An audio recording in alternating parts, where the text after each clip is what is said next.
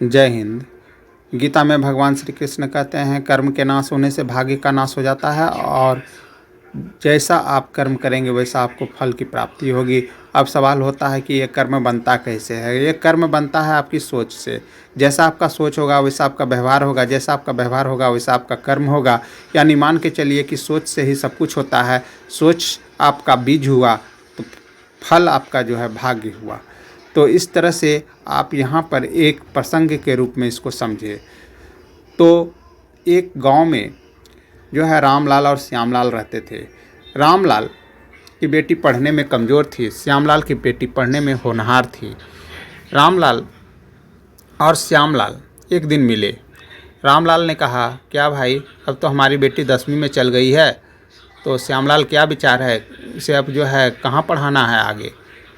रामलाल जो है बड़ी ही जो है धैर्यतापूर्वक श्यामलाल से कहा। श्यामलाल ने कहा, अरे भाई, पढ़ाना अब क्या है, अब तो उसका विवाह करा दूंगा, बस मेरी जिम्मेदारी ख़त्म हो जाएगी। रामलाल ने कहा, कैसी बात करते हो, अभी इसकी विवाह की उम्र भी कहाँ है, अरे पढ़ने दो, बेटियां भी पढ़ लिख कर कुछ बनती है। श्यामलाल ने कहा, अरे ये सब तो केवल जो है टीवी सीरियलों की बात है, हमारे समाज में ऐसा नहीं होता है। रामलाल ने कहा कि खैर अपनी अपनी सोच है, मैं तो चाहूँगा कि बेटियाँ काफ़ी पढ़े। आगे चल कर के जो है जब 10वीं की परीक्षा हुई तो रामलाल की बेटी जो है 3rd डिवीज़न से तथा श्यामलाल की बेटी प्रथम श्रेणी से जो है पास हुई 1st डिवीज़न से। रामलाल की बेटी कमज़ोर होते हुए भी रामलाल चाहता था कि वो खूब पढ़े, जबकि श्यामलाल की बेटी होनहार थी। लेकिन श्यामलाल का सोच था कि बेटियों को आगे पढ़ाना उचित नहीं है, आखिर आगे पढ़ कर के फिर वह तो घर का ही कामकाज करेगी। और उसने जो है अपनी बेटी का विवाह का मन बना लिया कि जो है अब उसका विवाह कर देंगे। इस तरह से आगे चल कर के रामलाल ने अपनी बेटी को पढ़ने के लिए शहर भेजा और कई ट्यूशन्स वगैरह लगा दिए ताकि वह मजबूती को प्राप्त कर सके। श्यामलाल अपनी बेटी का विवाह कर दिया।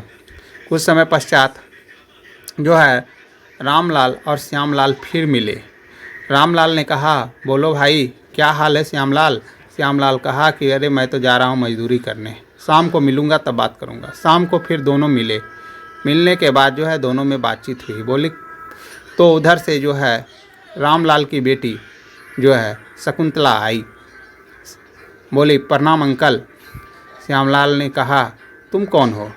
तो रामलाल ने कहा, अरे ये मेरी बेटी है शकुंतला, और इस बार जो है वह IAS की परीक्षा दी है और अब यह ऑफिसर बनने वाली है। श्यामलाल ने कहा, बड़े किस्मत वाले हो भैया तुम। तब तक शकुंतला ने कहा कि शीला का क्या समाचार है अंकल। तो श्यामलाल ने कहा, शीला का तो विवाह हो गया, उसके जो है 3 बेटियां और 1 बेटे हैं। देखो वो तो अब जाता हूँ मैं जब भी, तो उसको जो है रोते हुए ही पाता हूँ। कैसा भाग्य है उसका पता नहीं। मैं क्या करूँगा, मजदूरी करूँगा कि उसे देखूँगा। श्यामलाल जो है अपने पर रोते हुए कहा। तब जो है रामलाल ने कहा, नहीं भाई, ये तुम्हारा भाग्य नहीं है, ये तुमने अपना भाग्य स्वयं बनाया और मैंने भी अपना भाग्य स्वयं बनाया। याद है जब हम लोग मिले थे तो तुमने अपनी बात रखी और मैंने अपनी बात रखी। तुमने अपनी सोच बताई, मैंने अपनी सोच बताई। आज देखो, तुम्हारी बेटी होनहार थी, वो कुछ बन सकती थी, एक बड़ा ऑफिसर बन सकती थी, लेकिन तुमने उसे नहीं पढ़ाया। और मेरी बेटी पढ़ने में कमज़ोर थी, लेकिन फिर भी मैंने उसके पीछे लगा। मैं उसके पीछे लग करके और मैं सोचा कि नहीं, यही मेरा भाग्य है, मेरा संतान ही मेरा भाग्य है, और इसका भविष्य अगर मैं उज्जवल करूँगा तो मेरा भी भविष्य उज्जवल होगा। और मैं इस सोच के साथ उसके साथ व्यवहार किया और उसने भी जो है अपना कर्म किया, मैंने अपना कर्म किया, और आज देखो हमारे भाग्य में एक अवसर आया।